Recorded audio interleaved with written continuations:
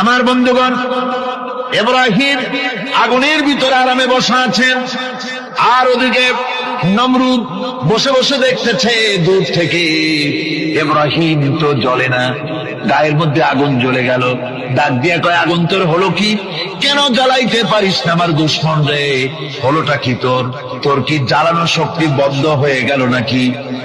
আগুনের ভিতর থেকে জবাব এলো, নমরুদ রে, আমার ভিতরে জ্বালানোর শক্তি আছে কি নাই যদি প্রমাণ করতে চাও, টেস্ট করতে চাও, তুই নিজে আয়, তোরে শুদ্ধ তাম দুনিয়া জ্বালাই দিতে পারি, ইব্রাহিমের এক গাছা পশমও জ্বালাইতে পারি না। তার কারণ হচ্ছে আমি হচ্ছি মাখলুক, আল্লাহ হচ্ছেন খালিক। আল্লাহ আমাকে বলেছেন না জ্বালাতে, তুমি 1000 বার বললেও আমি ইব্রাহিমকে জ্বালাইতে পারবো না।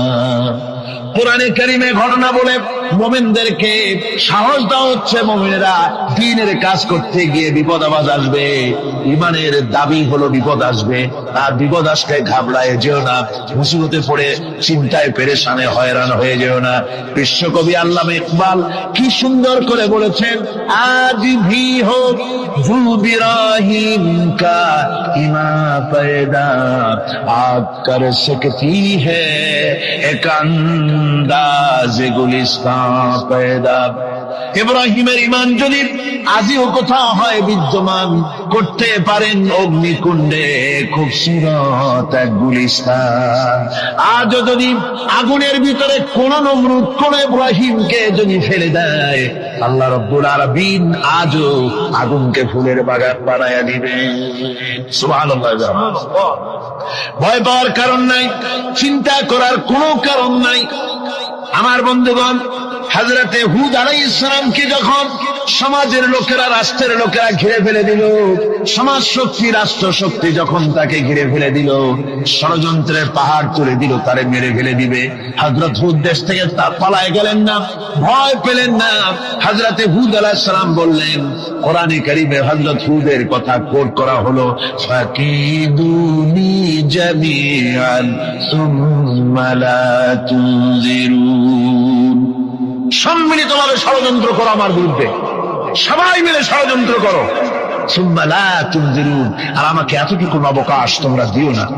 ইন্নী তাওয়াক্কালতু আলাল্লাহি রাব্বি ওয়া রাব্বিকুম, আমি ভরসা করেছি সেই আল্লাহর উপরে যার কুদরতি হাতের ভেতরে, যিনি আমাদের রব তোমাদেরও রব, আর যার কুদরতি হাতের ভিতরে তামাম পৃথিবীর জানগুলি যার হাতে, সে আল্লাহর উপরে ভরসা করেছি।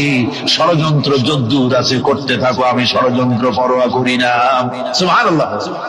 এটাই হলো মুমিনের কোয়ালিটি।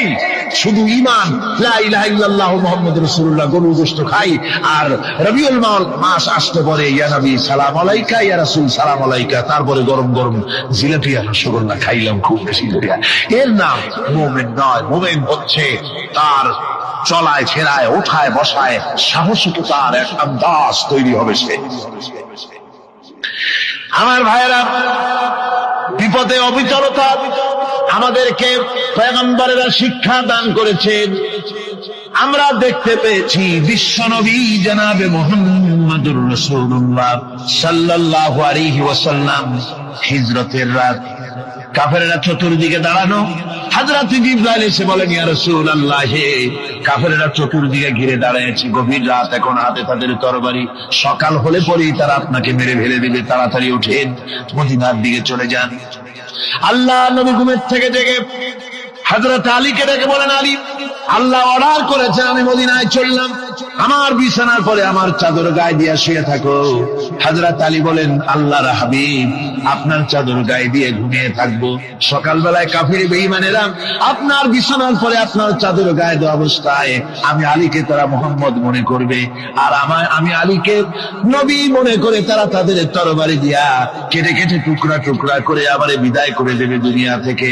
এতটুকুনো পরোয়া করি না, বরং আমার দিলের মধ্যে এটাই তৃপ্তি থাকবে যে আমি আলীর জীবনের বিনিময় আল্লাহর হাবিব দুনিয়ায় বেঁচে আছেন।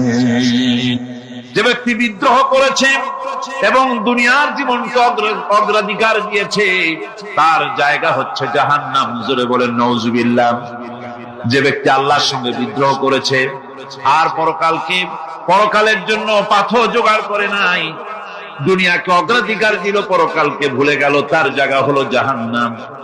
وَأَمَّا مَنْ خَافَ مَقَامَ رَبِّهِ وَنَهَى النَّفْسَ عَنِ الْهَوَى فَإِنَّ الْجَنَّةَ هِيَ الْمَأْوَى। আর যে ব্যক্তি আপন প্রভুর সামনে উপস্থিত হওয়াকে ভয় করেছে এবং আপন প্রবৃত্তিকে লালসা মুক্ত করেছে, লালসার হাত থেকে রক্ষা করেছে, আল্লাহ রাব্বুল আলামিন কিয়ামতের দিন তার জন্য রেখে দিয়েছেন জান্নাত। তার জন্য কোন জায়গা? আমাদেরকে পরকাল ভিত্তিক জীবন যাপন যদি করি তাহলে কবরের জবাবগুলি খুব আসান হবে। আর যদি পরকাল ভিত্তিক জীবন যাপন না হয়, কবরটা মুসিবতের জন্য মুসিবত হয়ে যাবে। হযরত ওসমান রাদিয়াল্লাহু তাআলা আনহু কবরের কাছে গিয়ে খুব কাঁদতেন। সাহাবায়ে কেরাম প্রশ্ন করেছেন, হুজুর, রাসূল করিম সাল্লাল্লাহু আলাইহি ওয়াসাল্লাম যখন জান্নাত ও জাহান্নামের ওয়াজ করেন কখনো তো এত বেশি আপনি কাঁদেন না, যত বেশি কাঁদেন কবরের কাছে এসে। কারণ হযরত ওসমান রাদিয়াল্লাহু তাআলা আনহু বলতেন, আমার সাথীরা, আমি আমার হাবিবের কাছে, আল্লাহ রাব্বুল আলামিনের রাসূলের কাছে আমি শুনেছি এই কবরটাই হলো প্রথম স্টেশন, এই কবরটাই হলো প্রথম ইমিগ্রেশন কাউন্টার। এই জায়গায় যদি কেউ ধরা পড়ে যায়, কারো যদি চার্জশিট হয়ে যায়, সব জায়গায় ধরা পড়ে যাবে, হাসরে মিজানে সিরাতে কোনো জায়গায় নাজাত পাবে না। আর এই কবরটা যদি কেউ মুক্তি পেয়ে যায়, মিজান সিরাত হাসর সব জায়গা থেকে আল্লাহ তারে ভালোভাবে পার করে দিবেন। এটা হলো আসল জায়গা, মারাত্মক জায়গা, খুব মারাত্মক জায়গা। আমি এটাকে ইমিগ্রেশন কাউন্টার বলেছি আমার ভাষায়। ইমিগ্রেশন কাউন্টার যারা বিদেশ ভ্রমণ করেছেন তারা জানেন। লন্ডন যাবেন, আমেরিকা যাবেন, সৌদি আরব যাবেন, যে কোনো বিদেশে যাবেন, গেলেই পাসপোর্ট তারা দেখবে। পাসপোর্টে আপনার ন্যাশনালিটি কোনটা সেটাই তারা জানতে চাইবে। আপনি কোন দল করেন এটা তারা জানতে চাইবে না। আপনি কোন ভাষায় কথা বলেন তাও তাদের জানার দরকার নেই। প্রথমেই তারা আপনার ন্যাশনালিটি দেখবে, আপনার আইডেন্টিটি কি তারা জানতে চাইবে। তারপরে যদি স্যাটিসফ্যাক্টরি হয়, আপনাকে ভিসা দিয়ে ভেতরে ঢোকবার ব্যবস্থা করে দেবে। আর যদি তারা স্যাটিসফাইড না হয়, তাহলে আপনাকে মেহমানখানায় ঢুকানো হবে, গ্রেফতার করবে। খবর হচ্ছে এ ধরনের একটি ইমিগ্রেশন কাউন্টার। কবরের ভিতরে মানুষ যখনই রাখা হবে, সঙ্গে সঙ্গে দুজন ফেরেশতা আসবে। কবরের কাছে যারা এসেছিল, দাফন হয়ে যাওয়ার পর এই লোকগুলি 40 কদম যেতে যতক্ষণ লাগে, এর মধ্যেই দুজন ফেরেশতা এসে যাবে। এসে জিজ্ঞেস করবে, মান রব্বুকা, তুমি কোন দল করতে?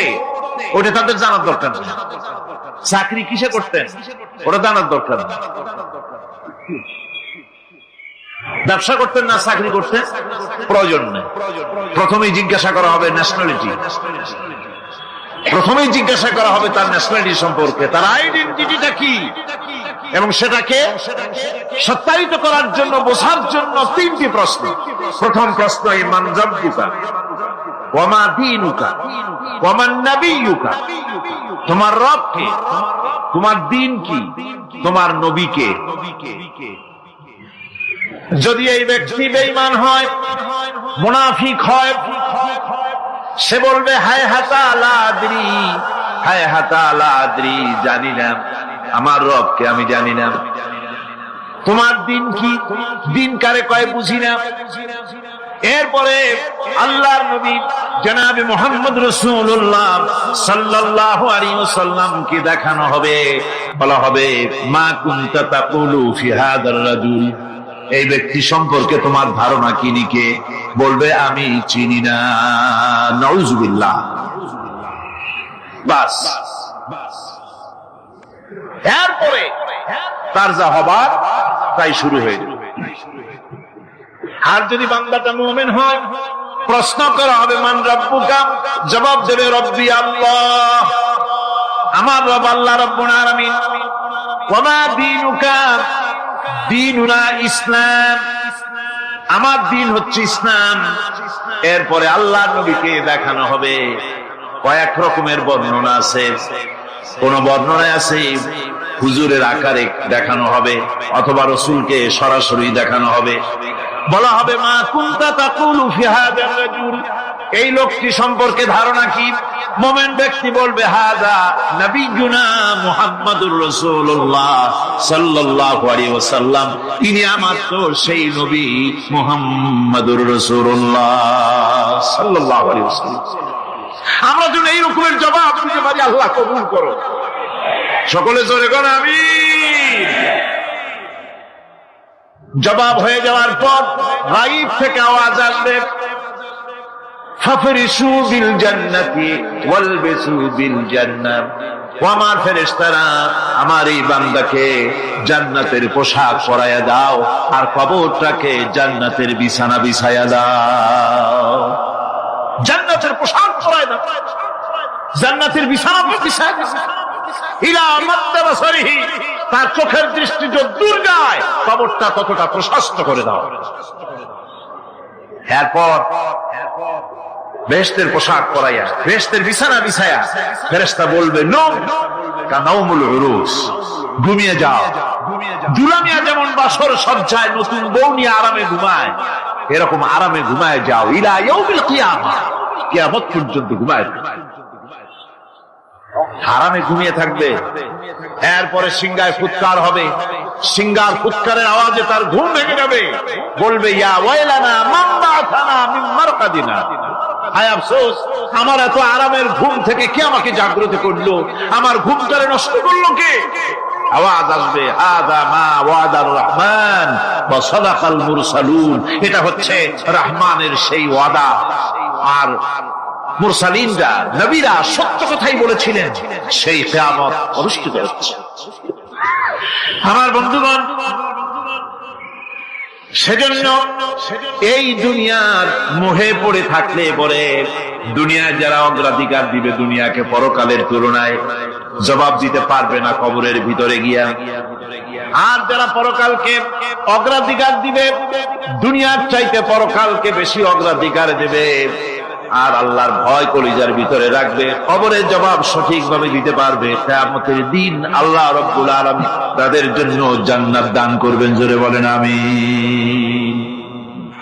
দুনিয়াটা হচ্ছে দুনিয়া যেখানে আমরা আছি। আমি আগেই বলেছি দুনিয়া হচ্ছে আদনা শব্দ থেকে এর উৎপত্তি হয়েছে।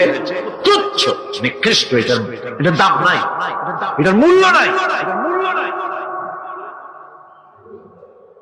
হযরত ইবনে কাইয়িম রাহিমাহুল্লাহ নওয়ারাল্লাহু মারকাদাহু ওয়া জাআলাল জান্নাতা মাথওয়াহু, হযরত ইবনে কাইয়িম তিনি বলছেন, সুন্দর করে বলছেন দুনিয়া সম্পর্কে, মা মাদা ফিদ দুনিয়া আহলামুন ওয়া মা বাকিয়া মিনহা আমানি ওয়াল ওয়াক্তু বাইনাহুমা দাইম। মা মাদা ফিদ দুনিয়া আহলামুন, জীবনের যে অংশ ফেলে এসেছি সেটা আজ একটা স্বপ্ন।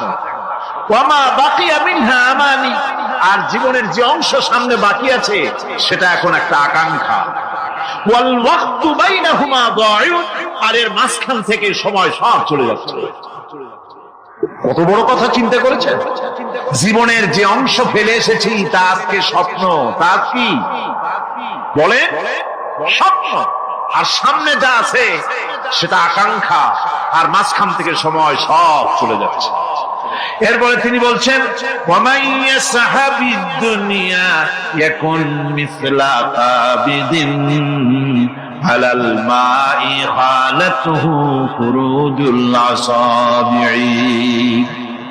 দুনিয়াদারের অবস্থা হচ্ছে এই, কেউ যদি দুই হাতে পানি খামসায় ধরে, দুই হাতে কি ধরছে বলে?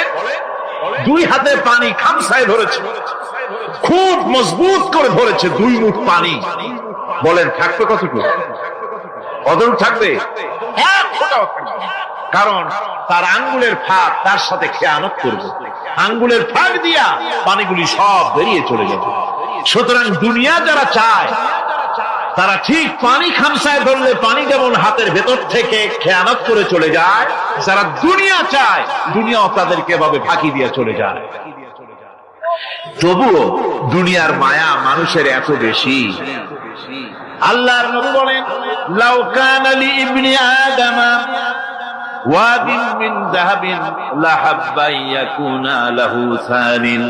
এই পৃথিবীতে যদি কাউকে একটা মাঠ ভরে যদি সোনা দেওয়া যায়, লোকটা বলবে রব্বুল আলামিন, আমি যদি আরেকটা মাঠ এরকম সোনা ভরা পেতাম। দ্বিতীয় আরেকটা মাঠ দেওয়া হলে আবার বলবে যদি তৃতীয় আরেকটা মাঠ সোনা ভরে যদি পেতাম। নবীজি বলেন, ওয়ালা ইয়ামলাউ জাওফু ইবনু আদামা ইল্লা তুরাব। মানুষের পেট 3.5 হাত মাটি ছাড়া, কবরের মাটি ছাড়া মানুষের পেট ভরবে না। আরো চাই, আরো খাই, চাওয়ার কোনো শেষ নাই। মানুষ এভাবে করে দুনিয়ার মহব্বতে এমনি পাগল হয়ে যায়, শুধু দুনিয়ার মহব্বত, পরকালকে বেমালুম ভুলে যায়। আমি কিন্তু এই কথা বুঝাতে চাই নাই যে পরকালের মহব্বতে, পরকালের ভয়তে বা পরকালের জন্য দুনিয়া আপনি বাজার ঘাট, বেচা কিনা, ব্যবসা বাণিজ্য সবকিছু ভুলে যান না, তা নয়। ভুল বোঝার কোনো কারণ নাই। পরকালকে অগ্রাধিকার দিতে হবে, মানে দুনিয়াটা চিরস্থায়ী জায়গা নয়। চিরস্থায়ী হচ্ছে কোনটা? আখিরাত। চিন্তা এখন কোনটা? সুতরাং এখানে যা করতে হবে, আখিরাতে জবাবদিহিমূলক জীবনযাপন করতে হবে। আপনি ব্যবসা করবেন, ওজনে কম দিতে পারবেন না। আপনি খাদ্যে ভেজাল দিতে পারবেন না, চুরি করতে পারবেন না, ডাকাতি করতে পারবেন না, জেনা করতে পারবেন না, বদমাশি করতে পারবেন না, মদ খেতে পারবেন না, সন্ত্রাসী হতে পারবেন না, হাইজাকার হতে পারবেন না, চাঁদাবাজ হতে পারবেন না, মুনাফাখোর হতে পারবেন না, আপনি চোরা কারবারি হতে পারবেন না, ঘুষখোর হতে পারবেন না, সুদখোর হতে পারবেন না। এই সব কাজ পরকালকে বিশ্বাস করলেই এ সমস্ত কাজ থেকে মানুষ বিরত থাকতে পারে। কথা ঠিক কিনা? সুতরাং এই পৃথিবী থাকবে না, এটা কি চিরকাল থাকবে না? এর একটা পরিসমাপ্তি ঘটবে। যেমন করে সারা বছর লেখাপড়া করার পর কলেজে, বিশ্ববিদ্যালয়, মাদ্রাসায়, হাই স্কুলে, সব জায়গায় সারা বছর লেখাপড়া করার পর যেমন পরীক্ষা দেওয়ার একটা দিন আসে, সারা বছর ব্যবসা করার পর হিসাব নিকাশ করার যেমন একটা সময় আসে, সারা মাস চাকরি করার পর বেতন পাওয়ার যেমন একটা দিন আসে, সারা জীবন চাকরি করার পর পেনশন পাওয়ার যেমন একটা সময় আসে, অনুরূপ ভাবে এই দুনিয়া যেদিন শেষ হয়ে যাবে, আল্লাহ নির্ধারিত সময় শেষ হয়ে যাওয়ার পর একটা সময় আসবে যখন আল্লাহ রব্বুল আলামিন সব শেষ করে দিবেন, লন্ডভন্ড হয়ে যাবে, কিছু থাকবে না। কোরআনে কারীমে আল্লাহ সব বলেছেন, কোরআনে সব আল্লাহ বলে দিয়েছেন। আল্লাহ পাক বলেন এই পৃথিবীর সব কেমন ভাবে ধ্বংস হবে তার চিত্র আল্লাহ পাক কোরআনে কারীমে তুলে ধরেছেন। ইদাস সামাউ ফাতারাত ওয়া ইদাল কাওয়াকিবু তাসারাত ওয়া ইদাল বিহারু ফুজ্জিরাত ওয়া ইদাল কুবুরু বু'সিরাত। যখন আকাশসমূহ দীর্ঘ বিদীর্ণ হয়ে যাবে, তারকাগুলি বিক্ষিপ্ত হয়ে ছিটকে পড়বে, আর সমুদ্রগুলি উচ্ছ্বসিত হয়ে পড়বে, কবরগুলি সব তার ভেতরে যা আছে উদ্গীরণ করে দেবে, তারকাগুলি স্থিমিত হয়ে যাবে। এরপরে সমস্ত আকাশগুলি কিতাবের পৃষ্ঠার মতো একটার পরে একটা ঠাস ঠাস করে পড়তে থাকবে, চূর্ণ বিচূর্ণ হয়ে ভেঙে চুরে একাকার হয়ে যাবে। পাহাড়গুলিকে উড়িয়ে দেওয়া হবে, চন্দ্র এবং সূর্য একাকার হয়ে। আল্লাহ রাব্বুল আলামিন বলেন ফাইদা বারিকাল বাসার ওয়া খাসাফাল কমার ওয়া জুমিআশ শামসু ওয়াল কমার। চক্ষু যখন বিস্ফারিত হয়ে যাবে, চাঁদ যখন তার আলো হারিয়ে ফেলবে, সূর্য যখন তার আলো হারিয়ে ফেলবে, চাঁদ আর সূর্য সব একাকার হয়ে যাবে, সেই সময় অবস্থাটা কি চিন্তা করো। মানুষ হয়রান হয়ে দৌড়াদৌড়ি করবে। ওয়াহুমিলাতিল আরদু ওয়াল জিবালু ফাদুক্কাতা দাক্কাতান ওয়াহিদা। জমিন এবং পাহাড়গুলির মধ্যে আল্লাহ রাব্বুল আলামিন সংঘর্ষ বাজিয়ে দিবেন। পাহাড়গুলি ভেঙে চুরে টুকরা টুকরা হয়ে যাবে। পাহাড়গুলি উঁচু করে জমিনের উপরে আছাড় মেরে আল্লাহ রাব্বুল আলামিন ভেঙে চুরে চুরমার করে দিবেন। সুবহানাল্লাহ। ওয়াতাকুনুল জিবালু কালইনিল মানফুশ, পাহাড়গুলো পেঁজা ধোনা তুলার মতো করে উড়িয়ে দেওয়া হবে। পাহাড় উড়ে যাবে। সুবহানাল্লাহ। পাহাড় পাথরের তৈরি করা পাহাড়, এই পাহাড়গুলি তুলার মতো হয়ে উড়বে কিভাবে? আমি এই দৃশ্য নিজের চোখে কিছুটা হলেও দেখছি। আজ থেকে 10 দিন আগে আমি ইতালি সফর করে এসেছি। ইতালির রাজধানী রোম। রোম প্রাচীন সভ্যতার লালন ভূমি। কোরআনে কারিমে সূরা রোম রয়েছে। এই রোম সেই রোম। এখানের বাদশার কাছে রাসূল করিম সাল্লাল্লাহু আলাইহি ওয়াসাল্লাম হেরাক্লিয়াসের কাছে চিঠি পাঠিয়েছিলেন। সেই রোম। 12 থেকে 15 হাজারের মতো বাংলাদেশি মুসলমান সেখানে আছে। জুমার দিন, যেদিন আমি গেলাম তার পরের দিনই জুমা ছিল। জুমার নামাজ পড়লাম ভ্যাটিকানের কাছেই বিশাল মসজিদ, ইউরোপের ভিতরে সবচেয়ে বড় মসজিদ এটা। রোম ইসলামের দুশমনদের রাজধানী। সেখানে যখন আযান হচ্ছে আশহাদু আন্না মুহাম্মাদার রাসূলুল্লাহ, আমার অনুভূতির কথা আপনাদেরকে বোঝাতে পারবো না। কি অনুভূতির সৃষ্টি হয়েছে আমার ভেতরে। ভ্যাটিকানের পোপ এক পাশে, কিছু দূরেই ভ্যাটিকান। ওটা হচ্ছে গোটা পৃথিবীর সমস্ত খ্রিস্টানদের কাবা, ভ্যাটিকান। তার পাশেই বিশাল মসজিদ। সেখানে নামাজ পড়লাম। চিন্তার ভেতরে আসলো আল্লাহ রাব্বুল আলামিন তার হাবিবের নাম, তার তাওহীদ, তার রিসালাতকে কিভাবে বিশ্বময় ছড়িয়ে দিলেন।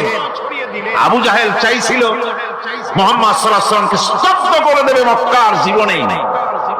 কত বদনাম, সাহের, কাহেন, কাযযাব, শায়ের, নাউযুবিল্লাহি মিন যালিক, কত গালাগালি করলো। আর আল্লাহ শোনালেন, হাবিব চিন্তার কোনো কারণ নাই, ওয়ারাফা'না লাকা যিকরাক, আমি আপনার প্রশংসা বিশ্বময় ছড়িয়ে দেব। সুবহানাল্লাহ।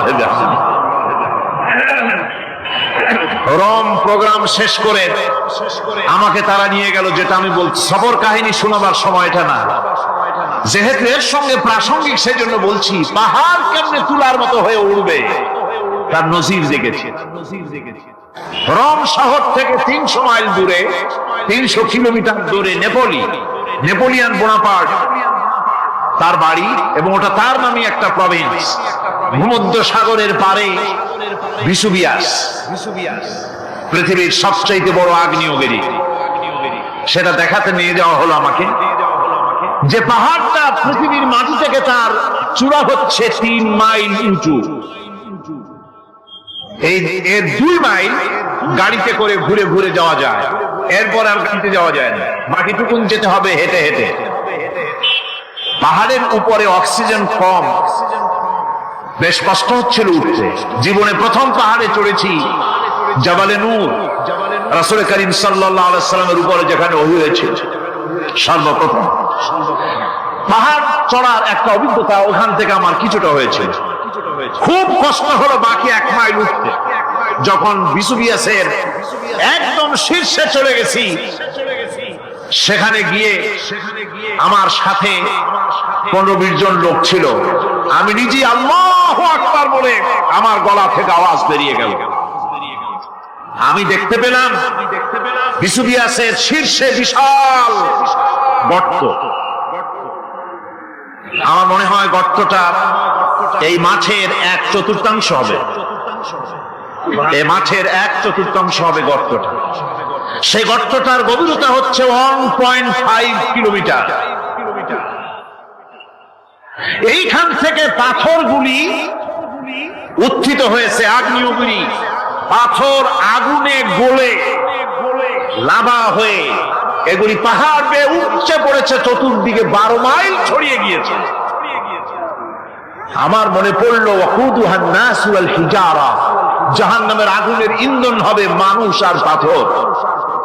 আমি সেখানে সেজদায় পড়ে গিয়া কান্নাম আর বললাম, আল্লাহ জাহান্নামের আগুন হারাম করে দিও আমাদের জন্য। পাথর কিভাবে গলল, গলে পাথরগুলি গলে পুড়ে চতুর্দিকে পড়েছে আর ছিটকেছে, চতুর্দিকে ছিটকে পড়েছে। সেই পাথরগুলি ছিটকে ছিটকে যেগুলি পুড়ে পড়েছে সেগুলিকে দূরে সাদা রঙের বলে মনে হয়, কোনোটা সাদা কোনোটা কালো, মনে হয় যেন তুলার মতো হয়ে পড়ে আছে চতুর্দিকে। 1944 সনে তৃতীয়বারের মতো ভিসুবিয়ার্জি অগ্নিগিরি যে অগ্নি উৎপাত করে তাতে আশেপাশের 12 মাইল এলাকা এফেক্টেড হয়ে যায়। পাথরগুলি গলে এভাবে বিধ্বস্ত করে দিয়েছে। এখান থেকে এখানে জোহরের নামাজ, আসরের নামাজ আমরা পড়লাম, আল্লাহর কাছে খুব দোয়া করলাম। এখনো ধোঁয়া উঠতেছে, এখনো পাহাড়ের ফাটল দিয়ে ধোঁয়া উঠছে। একজন হাত দিয়ে আমাকে বলল যে খুব গরম লাগে ধোঁয়াগুলি। ওখানকার লোকেরা বলল যে ভেতরে এখনো আগুন আছে, তবে সুপ্ত, যে কোনো মুহূর্তে আবার তা জাগ্রত হতে পারে। আমরা সেখান থেকে নেমে এলাম। একটু কিছু দূর গিয়েই সেখানে হলো পম্পেই শহর। এই পম্পেই শহরটা হচ্ছে ঈসা আলাইহিস সালামের জন্মের 2000 বছর আগে এই শহর তৈরি হয়। ঈসা আলাইহিস সালামের জন্মের 179 বছর পর ভূমিকম্প হয়। সেই ভূমিকম্পে গোটা পম্পেই শহরটা পৃথিবীর মানুষের চোখের আড়াল হয়ে যায়, ধ্বংস হয়ে যায়, মাটির তলায় ভরাট হয়ে। আজ থেকে 200 বছর আগে মাটি খনন করতে গিয়ে এই শহর আবিষ্কৃত হয়। পুরা শহরটা খুঁড়ে তারা বের করেছে 180 হেক্টর জমিনের উপরে এই বিশাল শহর। ঘুরে ঘুরে দেখলাম, গাড়ি চলে না সেখানে, পায়ে হেঁটে দেখতে হলো। প্রশস্ত রাস্তা। আজ থেকে 4000 বছর আগের মানুষেরা রাস্তা বানাতে জানতো পাথর দিয়ে, এবং রাস্তার দুধারে তাদের ছিল ফুটপাথ, পানির ব্যবস্থা, নগরায়নের সব রকমের সুযোগ সুবিধা। তারপরে সেখানে বিচারালয়, এরপরে দোকানপাট, বাজার ঘাট, সবকিছুর ব্যবস্থা রয়েছে। বিশাল বিশাল পাথরগুলি দিয়ে পিলার তৈরি করা। ভাবলাম এই পিলারগুলি, এই পাথরগুলি তারা কিভাবে ক্রেন ছাড়া এত উপরে উঠালো কি করে, আমার মাথায় আসলো না। পাথর কেটে কেটে সুন্দর সুন্দর অঙ্কন শিল্প তারা করেছে। এরপরে ঘুরতে ঘুরতে বাদশার রাজার বাড়িতে গিয়ে ঢুকলাম। সেখানে গিয়ে দেখলাম উলঙ্গ এত মূর্তি পাথরের তৈরি করা। পাথর কেটে কেটে দেওয়ালে যৌন মিলনের এমন কোন অশ্লীল ছবি নাই যা তারা সেখানে তৈরি করেন। উলঙ্গ মূর্তি আর উলঙ্গ যৌন মিলনের অসংখ্য ছবি দিয়ে এই এলাকা ভরা। তখন আমি বুঝলাম আল্লাহর গজব হওয়ার কারণটা কি, এই শহরটা মাটির নিচে হরপ হয়ে যাওয়ার কারণটা কি। আল্লাহ পাক জেনা ব্যভিচার যে দেশে বেশি হয় আল্লাহ পাক বরদাস্ত করে। দুশ্চরিত্র যে দেশের মানুষ দুশ্চরিত্র হয়ে যায়, জেনা ব্যভিচার বেশি হতে থাকে, আল্লাহ হরপ করে দেন, গজব দেন। এই গজব এক এক সময় এক এক রকমের হয়ে আসে। কখনো মাটির নিচে দাবায় দেয়, কখনো মহামারী, কোন দেশে কলেরা, কোন দেশে জলোচ্ছ্বাস, কোথাও ভূমিকম্প, আর সর্বশেষ এই জেনা ব্যভিচারের জন্য আল্লাহ পাকের চূড়ান্ত, এই যৌনতার অশ্লীলতার জন্য চূড়ান্ত গজব বর্তমান বিশ্বের জন্য এইডস। আল্লাহ পাক এই গজব দিয়েছে। বন্ধুগণ, আমি সেই জায়গা, আমি সেখানে যা দেখলাম, যে আল্লাহ পাক পাহাড়গুলিকে কিভাবে উড়াবেন এটা অস্বীকার করার কোন উপায় নাই। বিশ্বাস তো করতামই, তবে হযরত ইব্রাহিম আলাইহিস সালাম যেমন বলেছিলেন, রব্বি আরিনি কাইফা তুহিল মাউত, আয় আল্লাহ তুমি মরাকে চিন্তা করবা কেমনে। আল্লাহ পাক বলেন আওয়ালাম তুমিন, তুমি বিশ্বাস করো না? ইব্রাহিম আলাইহিস সালাম বললেন বালা, অবশ্যই বিশ্বাস করি, ওয়ালাকিন লিয়াতমাইন্না কলবি, যদি চোখে দেখতাম তাহলে আমার অন্তরাত্মা খুব ঠান্ডা হতো। আল্লাহ রাব্বুল আলামিন চোখে দেখায় দিলেন জিন্দা কেমনে মুর্দা হবে, মুর্দা কেমনে জিন্দা হবে, আল্লাহ দেখায় দিলেন, পাহাড় উড়ায় দিবেন আল্লাহ রাব্বুল আলামিন। একথা কলিজার মধ্যে তার উপর ঈমান বিশ্বাস, কিন্তু আল্লাহ চোখে দেখাইছেন, ঈমান আরো মজবুত হয়েছে, যা ছিল আরো মজবুত হয়েছে। সুবহানাল্লাহ। আল্লাহর ভয়তে কলিজা কেঁপেছে, আমি পাহাড়ের উপরে কেঁদেছি, দাঁড় হয়ে কেঁদেছি। বন্ধুগণ, আল্লাহ সুবহানাহু ওয়া তাআলা এই জন্য বলেছেন কুল সিরু ফিল আরদ, আমার জমিন ঘোরো, ভালো করে দেখো, কাইফা কানা আকিবাতুল মুকাজ্জিবিন, মহাসত্যকে যারা অস্বীকার করেছে তাদের পরিণতি আমি কি করে দিয়েছি, এগুলি চোখে ভালো করে তাকায় দেখো। আমার বন্ধুগণ, সুতরাং এই পৃথিবীর অবসান হবে, এই পৃথিবী ধ্বংস হবে, এই পৃথিবী চূড়ান্ত ভাবে শেষ হয়ে যাবে। হ্যাঁ, আরেকটি কথা বলতে হয়, সেটা হচ্ছে যে এই রোম থেকে আর একটু দূরে 900 মাইল দূরে হচ্ছে সিসিলি, 900 মাইল দূরে। সেখানে এই সিসিলি মুসলমানেরা শাসন করেছিল 350 বছর। সেই সিসিলিতে রয়েছে 360টা মসজিদ মুসলমানদের করা, সমস্ত মসজিদগুলি আজ তালা বন্ধ, একটা মসজিদও খোলা নাই। সেখানকার মুসলমানেরা ওয়াজ শুনতে এসেছিল রোমে। আমি তাদের জন্য পরামর্শ দিয়েছি যে গভর্নমেন্টের কাছে তোমরা দাবি জানাও যে অন্তত একটা মসজিদের দরজা আমাদের জন্য খুলে দাও। রোমের অবস্থানরত প্রবাসী বাংলাদেশি মুসলমানেরা আমাকে বলেছে, তাদের অনেকের বাড়ি চট্টগ্রামেও আছে, আমাকে বলেছে তাদের চোখে পানি আসছে বলার সময় যে চিরাময় তাফসীর মাহফিল যখন আসে কলিজাটা কাঁদতে থাকে যাওয়ার জন্য। তো যাওয়া তো সম্ভব না, এত দূর থেকে আমাদের সালাম বলে দিবেন যত লোক আসবে, আর আমাদের জন্য দোয়া করতে বলবেন যেন এই রোমের ভিতরে আমরা ইসলামের আদর্শের ভিত্তিতে আমরা যেন চলতে পারি। আপনারা দোয়া করুন তাদের জন্য। ভাইরা আমার, এই পৃথিবী একদিন পরিসমাপ্তি ঘটবে এবং আল্লাহর দরবারে আমাদেরকে উঠতে হবে এবং সেখানে আমাদের বিচার হবে। সেখানে আমাদের কি হবে? বিচার। আল্লাহ পাক বিচারটাকে নির্ভুল করার জন্য, সঠিক করার জন্য প্রত্যেকের গলায় আমলনামা ঝুলায় রাখছে, এখানে রেকর্ডের ব্যবস্থা করা হয়েছে। আল্লাহ পাক বলছেন ওয়া কুল্লা ইনসানিন আলজামনাহু তাইরাহু ফি উনুকিহি ওয়া নুখরিজু লাহু ইয়াওমাল কিয়ামাতি কিতাবান ইয়ালকাহু মানশুরা। আল্লাহ পাক বলেন প্রত্যেকের ভালো মন্দ কর্মফল, কর্মলিপি আমি তার গলায় ঝুলায় রেখেছি। কিয়ামতের দিন সে নিজের কাছে স্পষ্ট সব দেখতে পারবে, কোন জিনিস বাদ পড়বে না। তার গলায় তার আমলনামা ঝুলানো আছে, সব রেকর্ড হতেছে। আমরা যা করছি সবগুলি রেকর্ড হয়ে যাচ্ছে। বর্তমান বিজ্ঞানীরা আবিষ্কার করেছে যে মানুষের শরীরের ভিতরে ডিএনএ আছে, রক্তের ভিতরে ডিএনএ, এটা একটা কোড।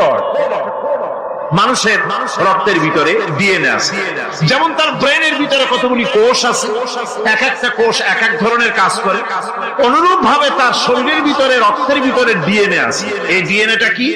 এই ডিএনএটা হচ্ছে, এই ডিএনএ একটা কম্পিউটারের মতো কাজ করতেছে। লোকটা কি করবে, কোথায় যাবে, সে ভালো হবে মন্দ হবে কি হবে, সব তার ডিএনএ এর মধ্যে রেকর্ড কৃত আছে। এটা বোঝার জন্য একটা সুন্দর দৃষ্টান্ত দেওয়া যায়। যেমন এই কাগজটাকে আপনারা মনে করুন একটা গাড়ির ব্লুপ্রিন্ট, একটা ব্লুপ্রিন্ট, একটা গাড়ির ব্লুপ্রিন্ট। এখানে লেখা আছে গাড়ি কিভাবে তৈরি হবে। এই কাগজটা নিয়ে ঘরের মধ্যে রেখে দিলে এখন এই কাগজটা থেকেই অটোমেটিক গাড়ির উইন্ডো তৈরি হলো, শিল তৈরি হলো, গাড়ির বডি তৈরি হলো, চেসিস তৈরি হলো, টায়ার তৈরি হলো, ইঞ্জিন তৈরি হলো, ব্যাটারি তৈরি হলো, পেট্রোল নিল, আর কোন রকমের ড্রাইভার ছাড়াই গাড়ি চলতে আরম্ভ করল। এই কথাটা যদি মনের মাথার মধ্যে আনতে পারেন যে এটা কিভাবে হইতে পারে, এতে লেখা অনুযায়ী যেভাবে হওয়া যদি সম্ভব হয়, অনুরূপ ভাবে মানুষের রক্তের ভিতরে ডিএনএ এর আবিষ্কার করেছে। এর ভিতরে মানুষের ভালো মন্দ, কোথায় যাবে, কি করবে, সবকিছুর মধ্যে রয়েছে। কোরআনে কারীমে আল্লাহ রাব্বুল আলামিন, আমি গত বছর বলছিলাম যে বিজ্ঞানের আবিষ্কার যত বাড়বে, কোরআন বোঝা মানুষের জন্য তত সহজ হবে। কোন সুবহানাল্লাহ। কোরআন বোঝা মানুষের জন্য তত সহজ হবে। সুতরাং মানুষের গলার সাথে আল্লাহ পাক বলছেন যে একটা আমলনামা আমি ঝুলাই দিয়েছি তার গলার সাথে, সে যা করতেছে ওখানে সব লিপিবদ্ধ। দুধ বানায় দিলেন, যা শুধু খাবার নয়, শুধু ফুড ভ্যালু নয়, এই দুধের ভিতরে ক্যালসিয়াম, এর মধ্যে ভিটামিন, এর মধ্যে আয়রন, এর মধ্যে মেডিসিন। দুনিয়ার এই সন্তান ছিল ফি কারারিন মাকিন, সুরক্ষিত জায়গার ভিতরে ছিল, কোনো পলিউশন সেখানে যেতে পারতো না, রোগের জার্ম সেখানে যেতে পারতো না। দুনিয়ায় এলো দূষিত আবহাওয়ার ভিতরে, এই সন্তানকে এখনই অ্যান্টিবায়োটিক খাওয়ালে পরে অসুবিধা হবে। আল্লাহ রাব্বুল আলামিন মায়ের দুধের ভিতরে ঔষধ দিয়া রোগের প্রতিষেধক বানায়া দিলেন। এ হলো আমার আল্লাহ। এ আমার কে? আল্লাহ। জোরে বলেন আল্লাহ। আল্লাহ। আল্লাহ রাব্বুল আলামিন মায়ের দুধ দিয়ে সন্তানকে বড় করলেন, আর শোনায় দিলেন খবরদার এই মায়ের সাথে, এই বাপের সাথে নাফরমানি করবি না। মা বাপের জন্য আমার কাছে দোয়া করবে, রব্বির হামহুমা কামা রব্বায়ানি সগীরা। সবাই পড়েন আমার সাথে, রব্বির হামহুমা কামা রব্বায়ানি সগীরা। আল্লাহ পাক শিখাই দিলেন বান্দারে আমার কাছে দোয়া করায়, আল্লাহ আমার মা বাপ আমাকে ছোটবেলায় যেভাবে স্নেহের কোলে লালন পালন করেছে, এইভাবে আমার মা বাপ তোমার রহমতের কোলে লালন পালন করো।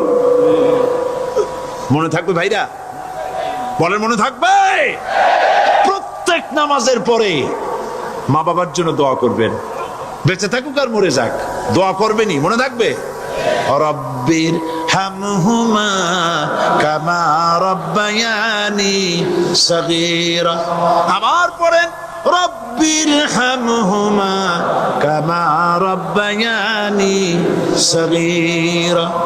আল্লাহ পাক মায়ের মর্যাদা এত বাড়াইছেন, সাহাবী প্রশ্ন করেছে, ইয়া রাসূলুল্লাহ খেদমত করব কার? হুজুর বলেন তোমার মায়ের, তারপরে কার? তোমার মায়ের, তারপরে কার? তোমার মায়ের, তারপরে কার? তোমার পিতার। বাপের চাইতে মায়ের মর্যাদা আল্লাহ 3 গুণ বাড়াইয়া দিলেন, 3 গুণ বৃদ্ধি করে দিলেন। হাদিস শরীফে এসেছে, হযরত আবী হুরায়রা রাদিয়াল্লাহু তাআলা আনহু রাসূলের কাছে এসে রাতের বেলায় কাঁদতেছিলেন। হুজুর প্রশ্ন করলেন, আবু হুরায়রা কাঁদো কেন? হযরত আবু হুরায়রা বলছেন, হুজুর মা আমাকে মেরেছে। তিনি প্রশ্ন করলেন, আচ্ছা মা তোমারে মারলো কেন? তুমি কি কোনো বেয়াদবি করছো? তিনি বললেন না, তবে মারলো কেন? হযরত আবু হুরায়রা বলেন, ইয়া রাসূলুল্লাহ আপনার খেদমত থেকে বাড়ি ফিরতে আমার দেরি হয়ে গিয়েছিল। গভীর রাত্রে যখন বাড়ি গেছি, মা আমাকে প্রশ্ন করলেন, বাবা দেরি হলো কেন, কোথায় ছিলি?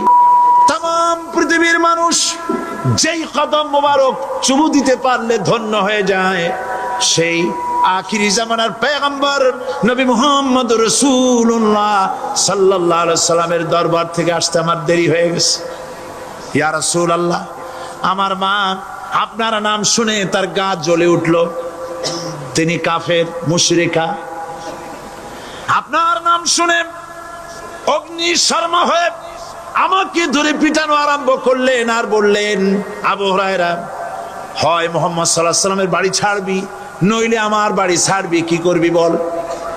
মার খেতে খেতে আমি বললাম, মা তোমার গায়ে যত শক্তি আছে আমারে মারো, তোমার বাড়ি শুদ্ধ, তাম দুনিয়াটা ছেড়ে দিতে পারি, মুহাম্মদ রাসূলুল্লাহর কদম মোবারক ছেড়ে দিতে পারি না। আল্লাহ! হুজুর আমার মা গলা ধাক্কা মেরে আমাকে বের করে দিয়েছেন।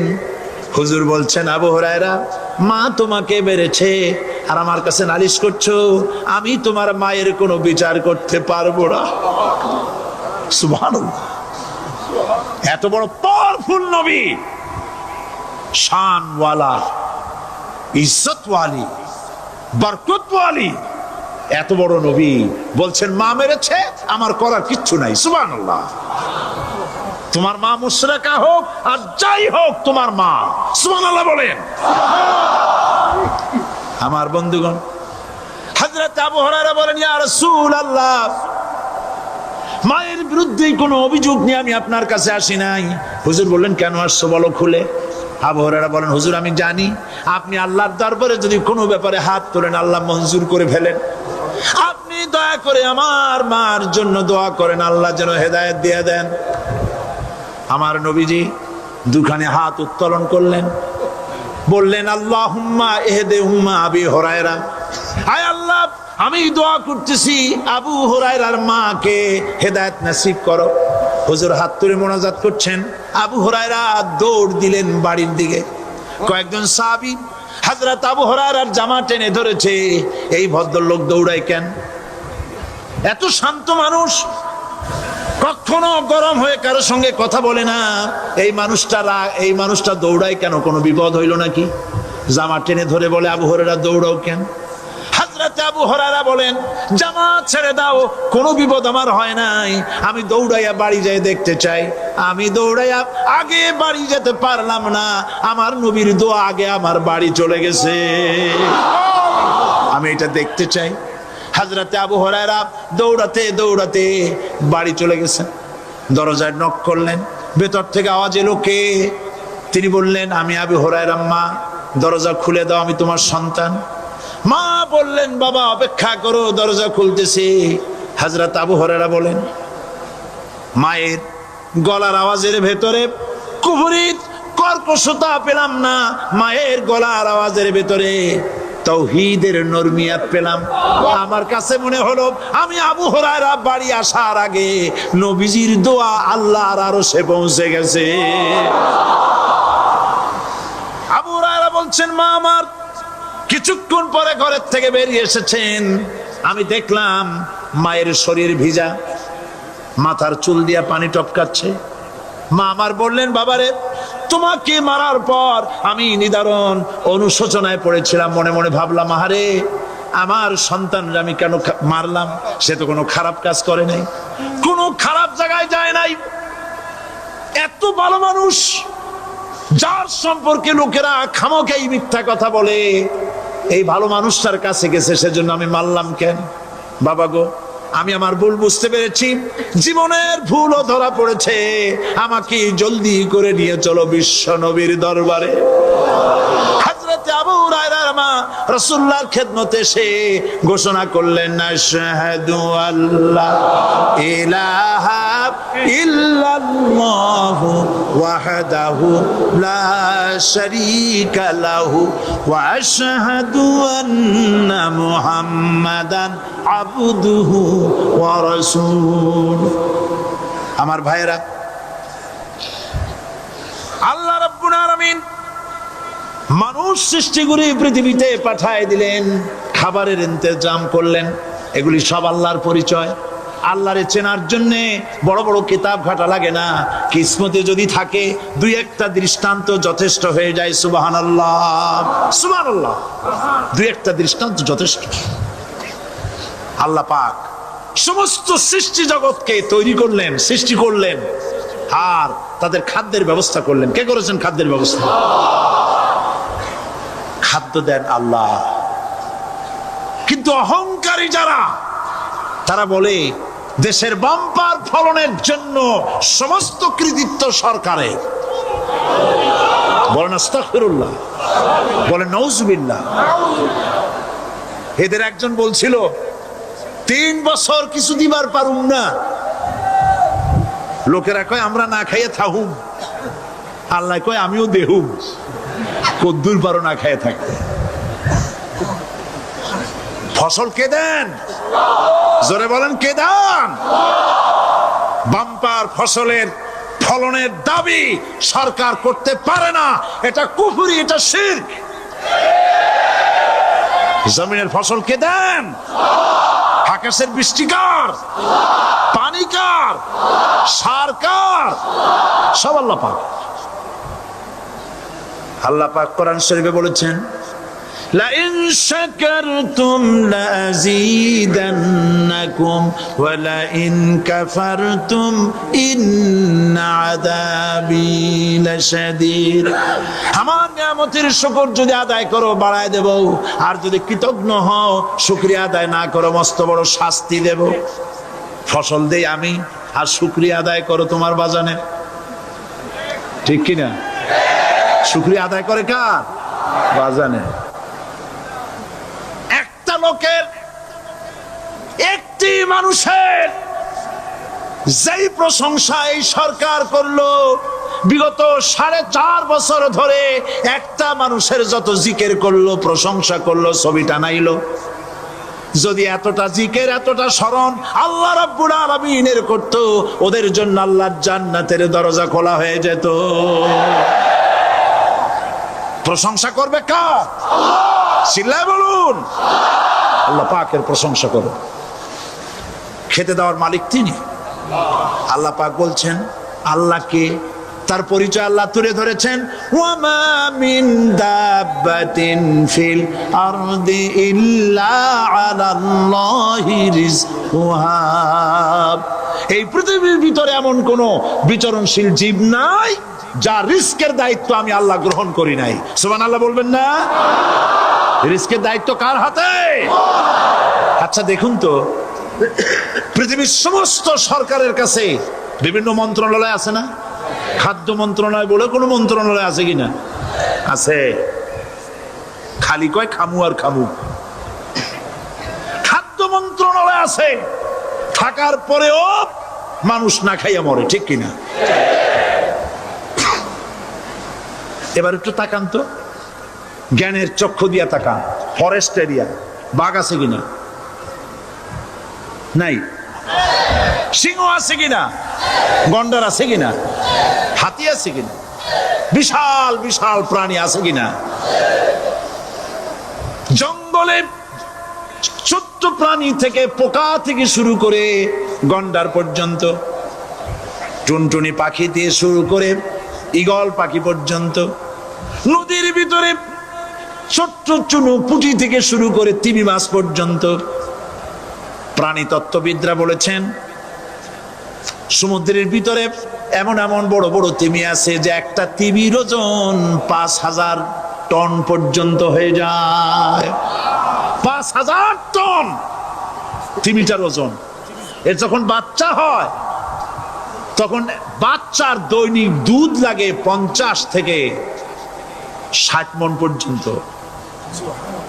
কে ব্যবস্থা করে? রুহান মান ফেরেশতা। তো ওর মা যেমন বাচ্চা তো সেরকম হবে, ঠিক কিনা? কে দেয় খাবার? এবার দেখেন তো, আপনার দেশের এই জঙ্গলে কত হাতি আছে। হাতিরা মিছিল করে আসছে যে আল্লাহ আমাদের এখন আর খাইতে খাইতে দিতে পারে না, বাংলাদেশের গভর্নমেন্ট কিছু দাও। আসছে না, খাইয়া ক্ষুধার জ্বালায় হাতি মরেছে, বাঘ মরেছে, সিংহ মরেছে। এর কোনো দৃষ্টান্ত আছে? ক্ষুধার জ্বালায় আকাশের উড়ন্ত পাখিরা ছটফট করে মারা গেছে, দৃষ্টান্ত আছে? নদীর মাছেরা ক্ষুধার জ্বালায় ভেসে উঠেছে, না খাইয়া মরে গেছে, দৃষ্টান্ত আছে? মহান আল্লাহ রাব্বুল আলামিন কোরআন শরীফের ভিতরে বলেছেন অনেক প্রাণী এমন আছে যারা তাদের খাদ্যকে সঞ্চয় করে না, খাদ্যকে জমা করে না, আহরণ করে না। সকাল বেলায় একটা খাবার খেলো, দুপুরে কি খাবে তার জানা নাই। শকুন পৃথিবীর মাটি থেকে 3 মাইল উপরে ওড়ে, তার চোখকে আল্লাহ পাক এত তীক্ষ্ণ বানিয়ে দিয়েছেন। এই চট্টগ্রামের কোথায় মরা গরু আছে 3 মাইল উপর দিয়ে দেখতে পায়? সুবহানাল্লাহ করতে ইচ্ছা করে না। এই প্রাণীগুলি খাবারগুলি কোনো গভর্নমেন্ট জোগাড় করে রাখে নাই। আল্লাহ পাক বলেন সবার খাবার আমি দেই। সকাল বেলায় সমস্ত প্রাণীগুলি, মহাশূন্যে পাখি, পানির ভিতরে মৎস্যরাজি, জঙ্গলের ভিতরে হিংস্র প্রাণী, পোকামাকড় থেকে শুরু করে সবগুলো খালি পেটে সব বেরিয়ে যায়, কারো কোনো খাবারের মজুদ নাই। সন্ধ্যা হতে না হতে সমস্ত প্রাণীগুলির পেট ভরাইয়া আমি আবার যার যার ঘরে বেরায় দেই। ওয়ামা মিন দাব্বাতিন ফিল আরদি ইল্লা আলাল্লাহি রিজকুহা। সমস্ত প্রাণীর রিজকের দায়িত্ব আমি আল্লাহর হাতে। কে দেয় রিজেক? জোরে বলুন, কে দেন? আল্লাহ পাক। কি খাবেন সব আল্লাহ জোগাড় করে দিয়েছেন। তরি তরকারি জোগাড় করেছেন, মাছ জোগাড় করেছেন, চাউল দিয়েছেন, খাবার দিয়েছেন, গোশ দিয়েছেন, সব দিয়ে দিয়েছেন। আল্লাহ রাব্বুল আলামিন সমস্ত জিনিস দিয়ে মানুষকে আল্লাহ পাক তার জন্য আল্লাহ সব করেছেন। খালাকালাকুম মা ফিল আরদি জামিআ। এই পৃথিবীতে যা তৈরি করেছে সব তোমার জন্য। এ হচ্ছে আমার আল্লাহ। এ হচ্ছে আমার কে? আল্লাহ। সে আল্লাহ পাক বলছেন, আল্লাহর পরিচয় তিনি স্রষ্টা, তিনি রিজেক দাতা। এবার আইনদাতা কে? আইনদাতা কে? আরো জোরে বলুন। আইনদাতা আল্লাহ হচ্ছে আল্লাহর পরিচয়। ইনিল হুকমু ইল্লা লিল্লাহ আলা লাহুল খালকু ওয়াল আমর। সৃষ্টি যার, আইন চলবে তার। আমার দেশে আল্লাহর আইন চলছে? আমাদের দেশের কল কারখানা, ক্ষেত খামার, অফিস আদালত আল্লাহর আইন অনুযায়ী চলে? চলে না। বরং আল্লাহর আইনকে মুছে ফেলার জন্য নিজেদের আইন সৃষ্টি করার জন্য প্রচেষ্টা চালানো হচ্ছে। আল্লাহর আইন মানুষের জন্য সব থেকে বেশি উপযোগী, কারণ সৃষ্টি করেছেন কে? বলেন, কে করেছেন? আল্লাহ। প্রত্যেকটি মেশিন আপনি যা কিনবেন, রেডিও হোক, টিভি হোক, যে কোনো যন্ত্র হোক, গাড়ি হোক, তার সাথে একটা লিটারেচার, একটা বই তার সঙ্গে দিয়ে দেওয়া হয়। ওই বইয়ের মধ্যে লেখা থাকে এটা কিভাবে চালানো হবে, অপারেট করা হবে, তার সিস্টেম লেখা থাকে। আপনার ইচ্ছা মতো চালাইলে হবে না। এই মানব গোষ্ঠীকে সৃষ্টি করেছেন। এখন আপনি যদি আপনার আইন মতো চালান, তা কি চলবে? চলবে না। আপনি আপনার আইন মতো চালাচ্ছেন, ভালোভাবে চলতেছে? চলতেছে না। স্বরাষ্ট্রমন্ত্রী বলতেছেন সন্ত্রাসীদেরকে মাটির তলা থেকে খুঁজে বের করা হবে, কিন্তু নাকের উপর দিয়ে ব্রিফকেস চুরি হয়ে যায়, উনি তা ধরতে পারেন না। এই হলো আইন। অনাবরত খুন হচ্ছে, অনাবরত সন্ত্রাসী তৎপরতা চলছে। আর ওনারা বলছেন আগের থেকে এগুলি চলে আসছে, একজনের খুনের বিচার না হইলে এরকম খুন তো হইতেই থাকবে। তাহলে খুনকে, হত্যাকে, সন্ত্রাসকে সরকার জাস্টিফাইড করছেন। নাউজুবিল্লাহি মিন যালিক। এই জন্য আইন হতে হবে আল্লাহর। আইন হতে হবে কার? চিল্লায় বলেন, আল্লাহ পাকের আইন হতে হবে। আমি একদিন পার্লামেন্টে বলেছিলাম, আমার দেশের নেতা নেত্রীরা বারবার হজ করতে যান, উমরা করতে যান, সেখান থেকে আসার সময় কি আনেন? আতর, পাথর, সুরমা আর খুরমা, এই কিছু নিয়ে আসলেন। কিন্তু আমি বলেছি, আপনারা কি কিছু চোখে দেখেন না? পার্লামেন্টে এইভাবে বক্তৃতা করেছে, কিছু চোখে দেখেন না? আমি প্রশ্ন করে আমি আবার জবাব দিচ্ছি, আপনারা যারা হজ করতে যান, উমরা করতে যান, হজের কথাই ধরি, এই হজ করতে যখন যান তখন মুজদালিফায় একটা রাত কাটাইতে হয়। সেটা কোন দিন? ইয়ৌমে আরাফার পরের দিন। এই মাঠে দালান কোঠা আছে, এখানে বেড়া আছে, শামিয়ানা আছে, পর্দা আছে, তাবু আছে, কিচ্ছু নাই। লক্ষ লক্ষ নারী আর পুরুষ পাশাপাশি শুয়ে থাকে, তাও সুবহানাল্লাহ কইতে ইচ্ছা করে না। সারা রাত জনে জনে পুলিশ পাহারাদার নাই। কিরকম মেয়ে এলো, চাঁদের সৌন্দর্য হার মানায় দিতে পারে এরকম সুন্দরী। এরকম সুন্দরী নারী সুদর্শন পুরুষ পাশাপাশি রাস্তার ধারে মরুভূমির ভিতরে সারা রাত কাটাচ্ছে। ইয়ৌমে আরাফার পরের রাতটা, একটা রাত পুরা।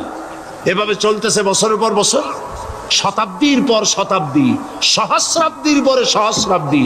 আমি প্রশ্ন করি, পৃথিবীর ইতিহাসে কেউ কি এমন কথা বলতে পেরেছে, লিখতে পেরেছে যে মুজদালিফার রাতে সেখান থেকে 10টা নারী হাইজ্যাক হয়েছে,